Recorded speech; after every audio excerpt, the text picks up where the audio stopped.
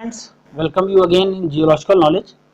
So as you know that in the previous video we have talked about, in previous two videos especially, we have discussed very important questions related to the forms of igneous rocks, and in which we have talked about the discordant as well as the concordant, and prior to that we have talked about the intrusive as well as the extrusive rock bodies, okay, in which the intrusive, these are classified as discordant as well as the concordant, and we have talked about the certain examples of these rock bodies like bismalliths, okay, lapolith, locolith, sills, dikes, or the volcanic cones or the volcanic pipes.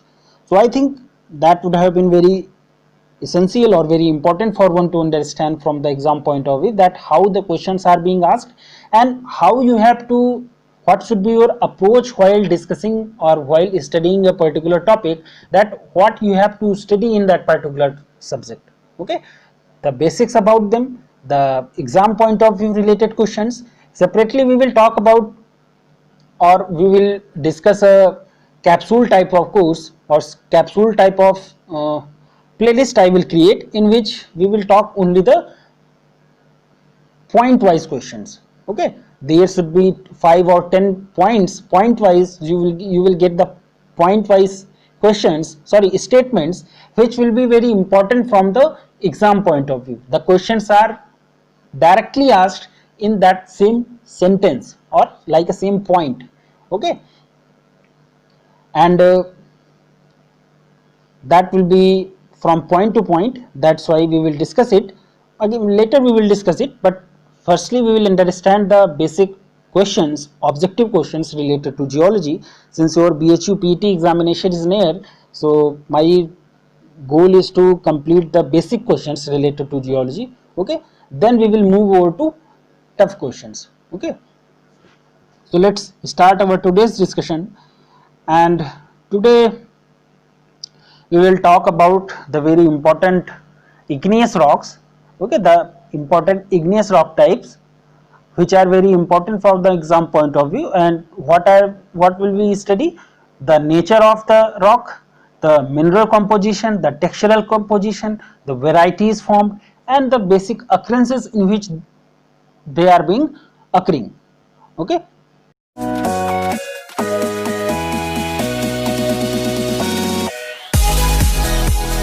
start our discussion. So very first question, that is, granite belongs to which mode of occurrence of igneous rocks? Volcanic rocks, plutonic rocks, hypabyssal rocks, or the volcanic and hypabyssal rock? So we all know that is correct option is plutonic igneous rocks, and granite is one of the most important type of plutonic igneous rock. Okay, and it's acidic in nature, light colored, it's a very light colored rock. Okay, and if we talk about the mineral composition, so the essential mineral, that is potash, feldspar and quartz. So if you are asked about the basic composition, means which are the important minerals which are necessary for the formation of a granite rock, the potash feldspar, that is K feldspar, and the quartz. And usually both potash feldspar as well as the oligoclase, they are present in rock composition. And common accessory minerals if we talk about, so these are mica, hornblende. Okay, so mica is commonly biotite in nature, but muscovite, that can also be present. It's not a hard and fast rule that mica in the form of biotite will be there, it can be in the form of muscovite or some other minerals also. And if we talk about the texture, so texture that varies from fine to very coarse grain. Okay, so very coarse grain, why I am saying that? Because in the previous two videos when I was talking about the texture of igneous rocks, especially the plutonic rock textures, there we have talked about that because the plutonic igneous rocks, they are formed in the interior of the earth. So because of the more space they are formed in a coarse grained minerals. Okay, but if we talk about the volcanic rocks, since they are being formed on the surface of the earth or the outer surface of the earth, so there the the cooling of the volcano, the cooling of the lava, that takes place at a rapid pace. Okay, that's why the mineral grains which are occurring in the volcanic rock types, they are finer in size.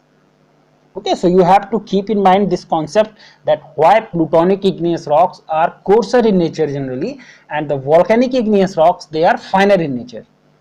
Okay, this question has been asked in the universities, all the colleges, vivavos, okay, or the practical questions, and it has also been asked in the geologist interview, UPSC combined geoscientist interview. There this question has also been asked. Okay, so if you know the basic concept, then it will be very easy for you to answer the question, whether it's in the written form or whether it's in the form of interview question. Okay, and generally the texture is equigranular texture, that is common. Okay, and what is equigranular texture?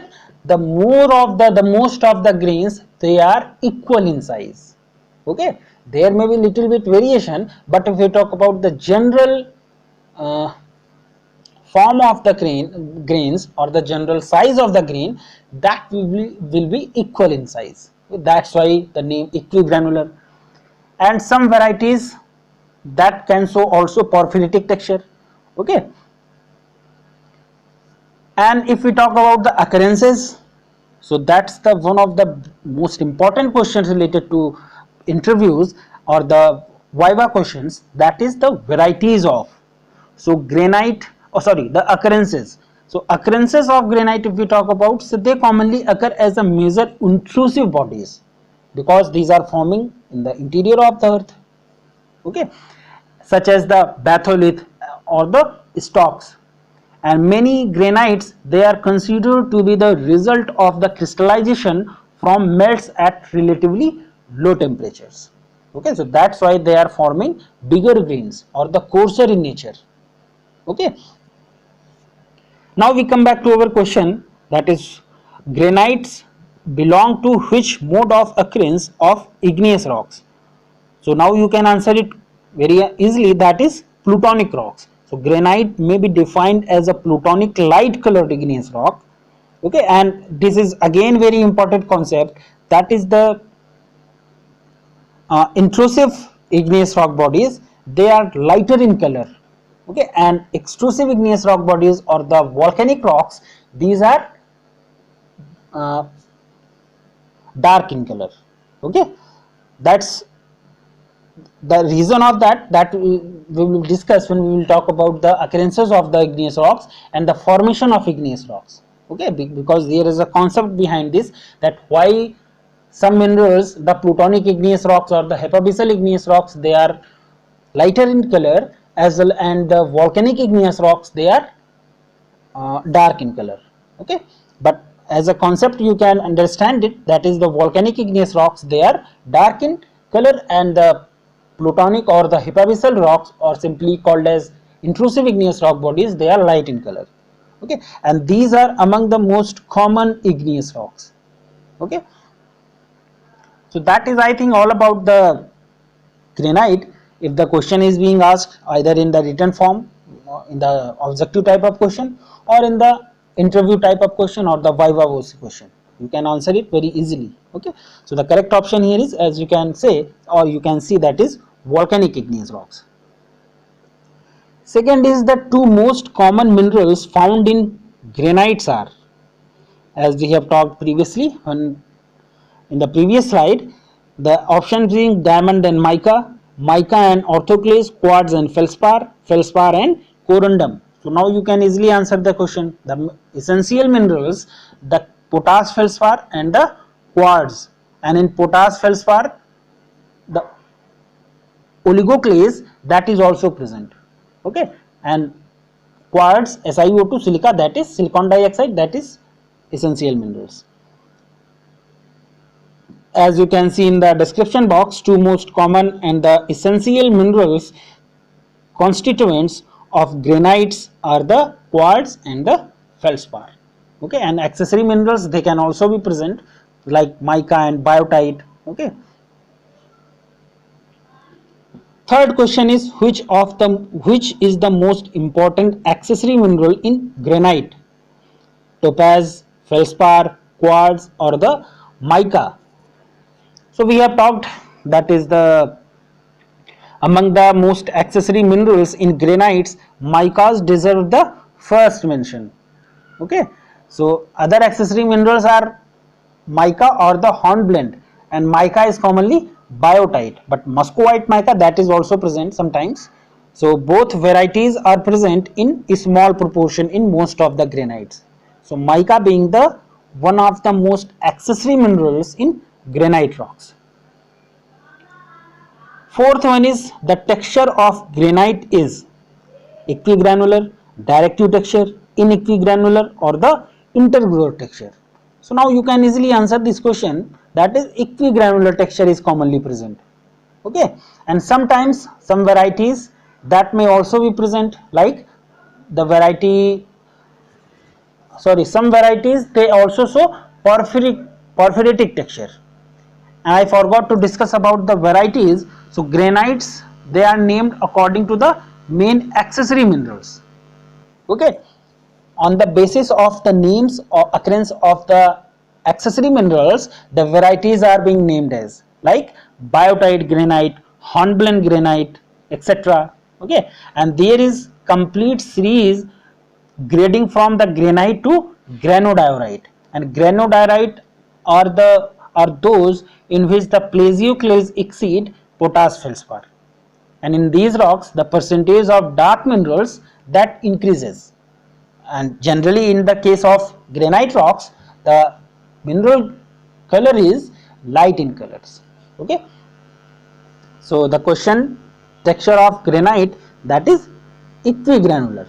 As you can see in the description box, the granites are the generally coarse to medium grained, holocrystalline and equigranular. Holocrystalline means made up of or the composed completely of a crystal. Okay. Fifth one is cyanides belong to which mode of occurrences? Volcanic rocks, plutonic rock, hypabyssal rock, or the concordant rock. Okay, so the volcanic equivalent of granite, that is cyanide, and its coarse grained rock, light colored rock, and composition that varies from intermediate between acidic and basic. And mineral composition, if we talk about the essential minerals, these are potash, feldspar, and oligoclase, and the average cyanide contains from 80 to 85% or 90% feldspar. Okay, so the most important mineral in the cyanide composition, that is 80 to 85% and sometimes up to 90% of feldspar. And accessory minerals, these are hornblende and biotite as well as pyroxene also. And texture, if we talk about, so that is equigranular coarse grain texture. Okay, and you have to remember the very important fact about cyanide, that is the volcanic equivalent of granite. Okay, option, as you can see, the granite rock, plutonic rock, or the hypabyssal rock, or the concordant rock. Okay, so cyanide are defined as igneous plutonic even grain rocks in which the feldspar are the chief constituent minerals. Okay, next one is cyanide show similar textures of granites. So whether this statement is true or false. So cyanide show the texture broadly similar to those of the granites, and that is they are the coarse to medium grained, holocrystalline in nature, and exhibiting a graphic intergrowth or the porphyritic relationship among its constituents. Okay,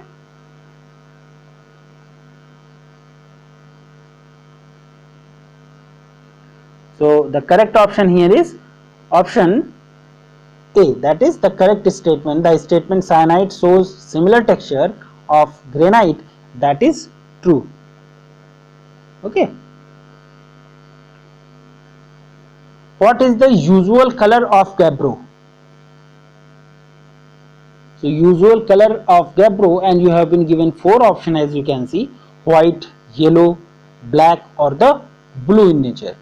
So gabbros are usually found in black color, and sometimes they are also found in other shades of dark gray and the brown. Okay, so gabbro that is a plutonic rock and dark colored, and plagioclase feldspar and the mafic igneous rocks, they are present in almost equal amount. And essential minerals if we talk about, so these are the calcic plagioclase, labradorite to anorthite and pyroxene, and in pyroxene mainly the agate mineral. Okay, and olivine is present also in most of the gabbros. And accessory minerals if we talk about, so these are biotite, that is form of a mica, hornblende as well as the ilmenite. Okay, so the correct option here is option C, that is black color. Next one is, what is the mode of formation of gabbro? Volcanic, hypabyssal, plutonic or the dike?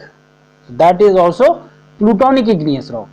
Okay, and gabbros are the coarse grained plutonic rocks of basic character and plagioclase feldspar of lime soda composition. These are the chief constituents of gabbro. Okay, as we have talked about the composition, so plagioclase feldspar and the mafic minerals, these are present in almost equal amounts.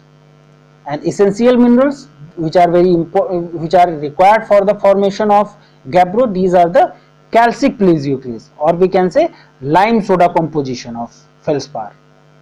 Okay, and pyroxene, especially agate and magnetite, and olivine is also present in most of the gabbros. Okay, so the correct option here is option B, plutonic igneous rocks.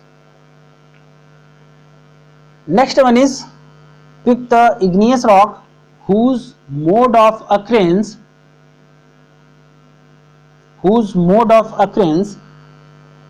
is volcanic. Okay, basalt, granite, gabbros or the syenite. So here the correct option is option A, basalt.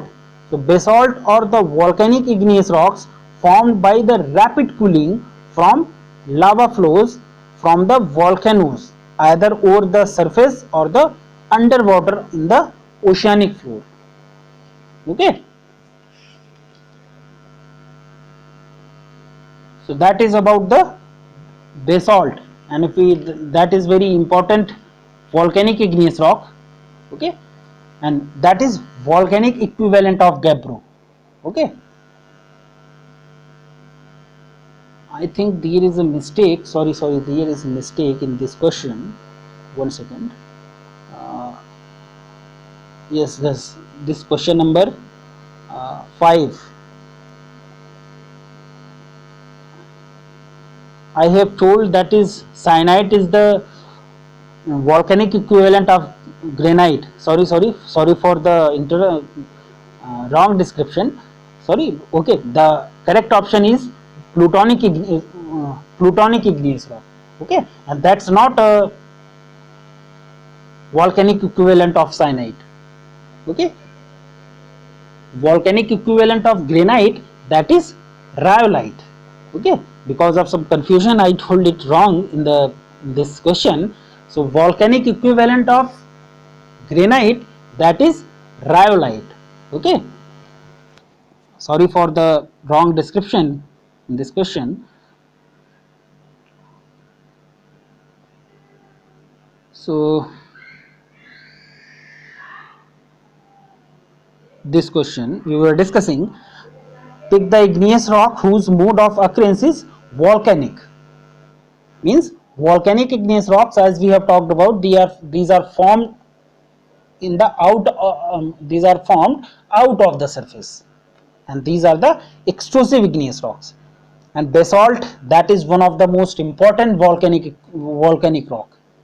Okay, and basalt is known as the volcanic equivalent of gabbro, and the composition is, that is basic to ultra basic dark colored, and basic Basic is also known as mafic. Okay, so basic to ultra basic, that can also be called as mafic to ultra mafic. Okay, and essential minerals we have talked about. If we talk about the essential minerals of basalt, so these are the augite, calcic plesioclase and iron oxide.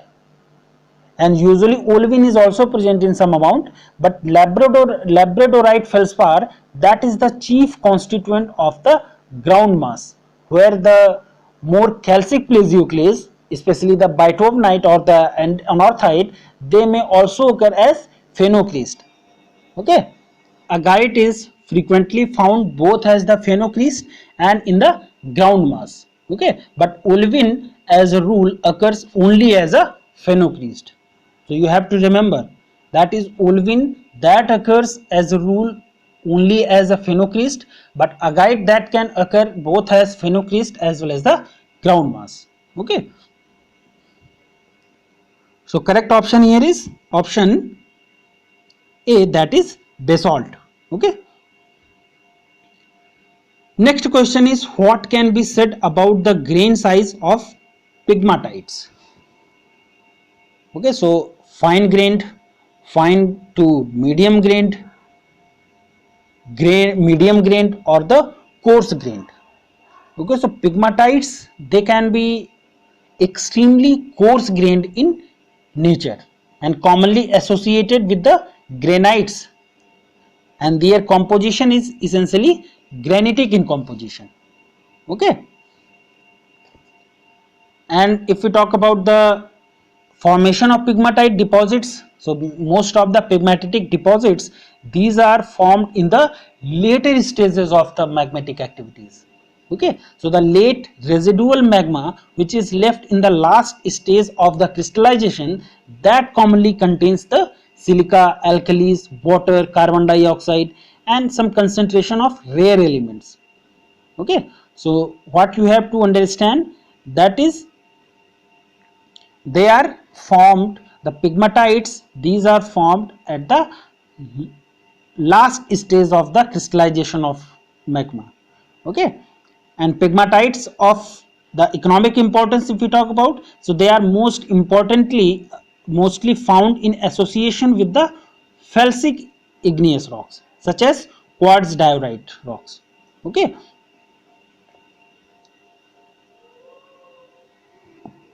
and same is given in the description box. So pegmatites are exceptionally coarse grained igneous rocks which are formed by the hydrothermal solutions which are emanating from the magma that gets cooled and crystallized in cavities as well as the cracks around the magmatic intrusions. Okay, and especially the most important mineral if we talk about, so most pegmatites, they contain the common minerals found in granites, but they are extremely large in size because they are formed at the last stage of the magmatic crystallization.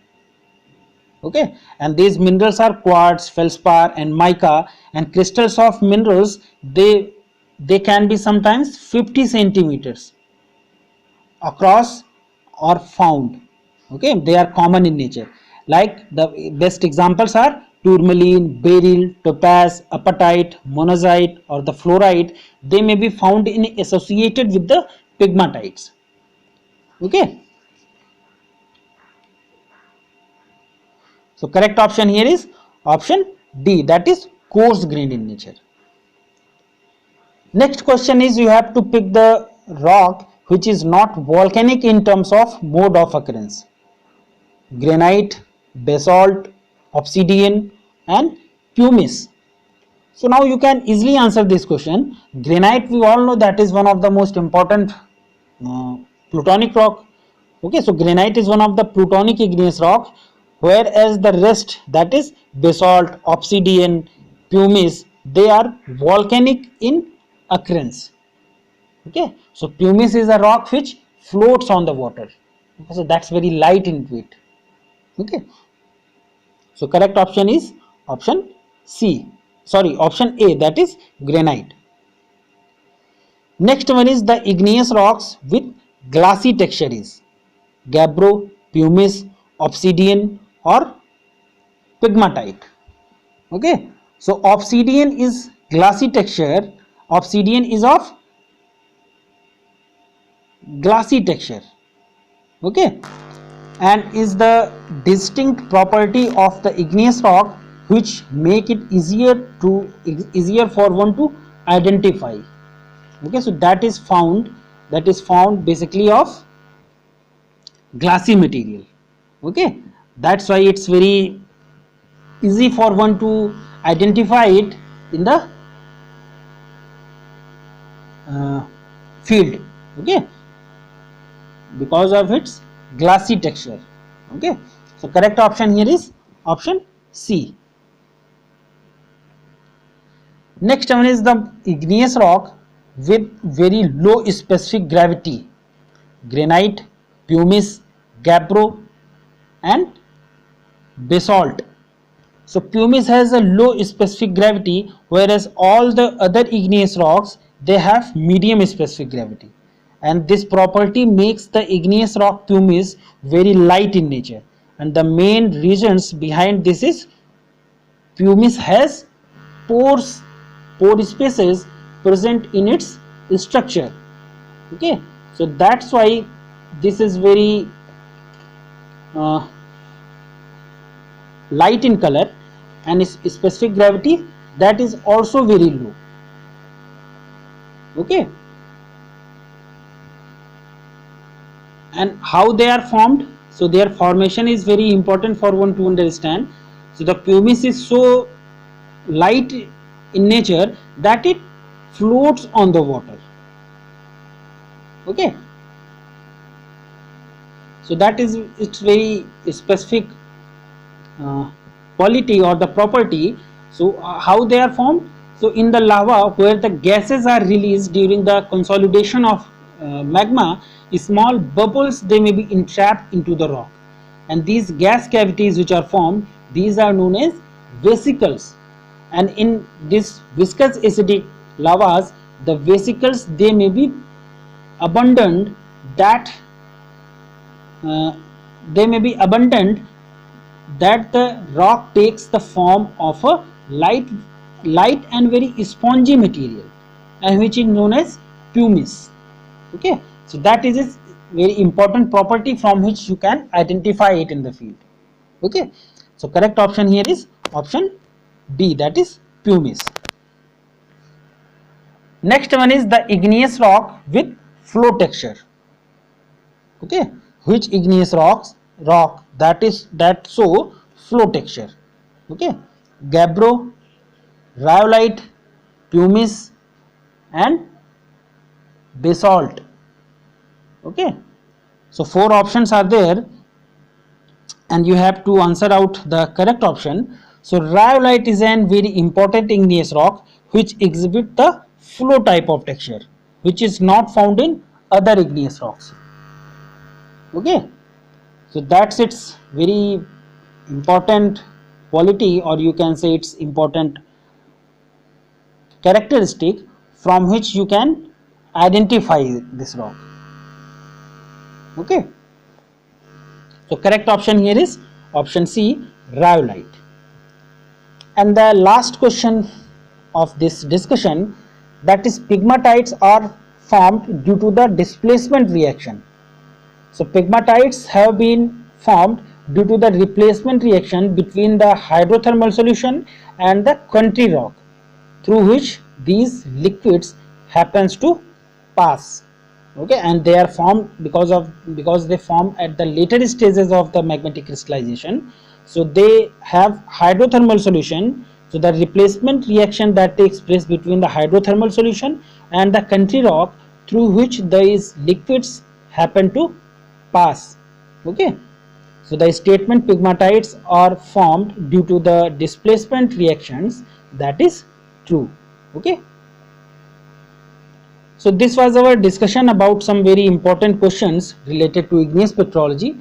I know that is some other questions, these are left here, but the basic questions, these we have discussed in the discussion. Okay, and in the next video, now we will talk about the other important questions related to the sedimentology. Okay, thank you.